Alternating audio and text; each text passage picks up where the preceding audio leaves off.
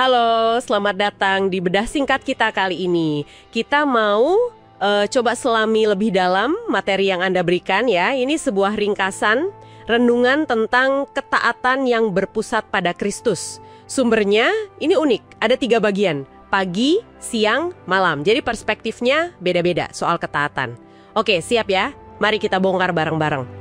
Misi kita hari ini simpel aja, kita mau gali apa sih inti ketaatan menurut renungan ini dan kenapa ini jadi fundamental banget buat hidup yang berpusat pada Kristus. Kita mulai dari yang pagi ya. Ini dari Yohanes 14 ayat 15. Idenya ini lumayan radikal sih menurut saya. Katanya ketaatan itu bukan beban, bukan paksaan, tapi justru bukti otentik dari kasih. Nah ini nih bagian yang menarik, cara pandangnya dibalikkan. Biasanya kita mikir taat itu ya aturan, kewajiban. Betul. Seringkali kesannya begitu ya, kayak daftar checklist. Iya kan? Tapi di sini dibilang itu respons alami, spontan, dari hati yang memang sungguh mengasihi gitu. Gimana Anda nunjukin kasih kalau bukan lewat tindakan nyata, tiap hari lagi. Yang menarik di sini buat saya adalah gimana ketaatan itu langsung taruh sebagai ekspresi luar dari kondisi di dalam, yaitu kasih. Jadi bukan soal performa, biar kelihatan baik atau taat hukum, tapi ini manifestasi hubungan, bahasa cinta dalam tindakan, gitu. Ya, bahasa cinta dalam tindakan, keren itu. Jadi langsung ngangkat levelnya ya, bukan tugas tapi respons relasional. Ya, benar sekali.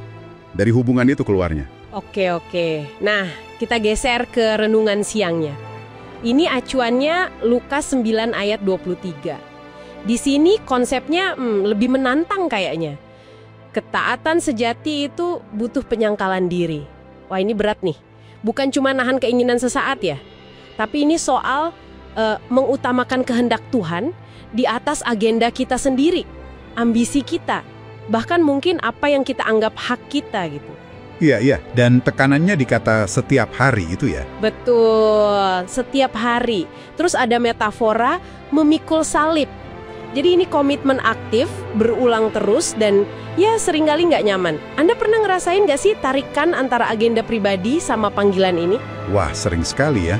Manusiawi sekali itu. Nah, kalau kita lihat polanya di sini, dari kasih sebagai motivasi di dalam, kita gerak ke praktek luar yang konsisten.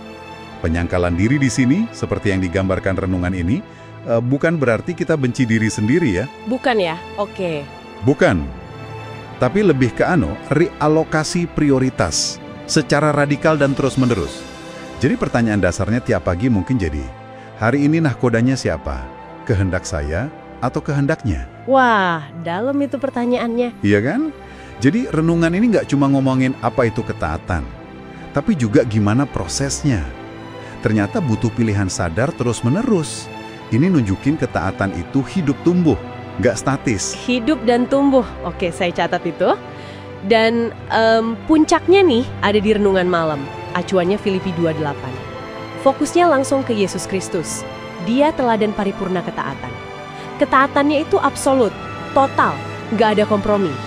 Sampai titik akhir, mati di kayu salib. Sampai mati, iya. Iya, jadi renungan ini nggak main-main. Panggilannya jelas, teladani level kesetiaan yang sama.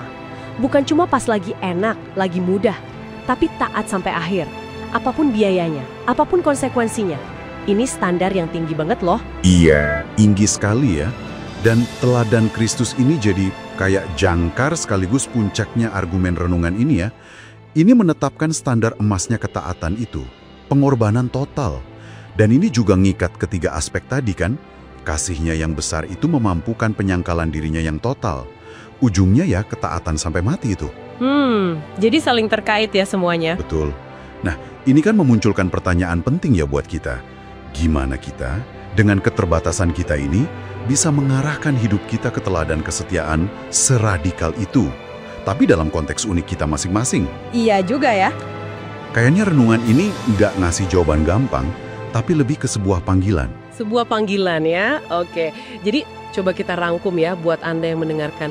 Renungan ini nyajiin ketaatan itu dalam 3 lapisan gitu. mulai dari hati yang mengasihi sebagai fondasinya, terus diwujudkan lewat penyangkalan diri harian sebagai praktek nyatanya, dan diarahkan ke teladan Kristus sebagai standar tertinggi dan tujuan akhirnya. Jadi bukan sekedar instruksi ya? Bukan, lebih kayak narasi perjalanan iman gitu. Nah, pertanyaannya buat Anda, gimana kerangka 3 bagian ini, kasih, penyangkalan diri, teladan Kristus, nyambung nggak sama pemahaman Anda soal komitmen atau iman dalam hidup Anda? Ya, secara esensial, renungan ini nunjukin ketaatan itu sebagai proses yang dinamis, dalam banget.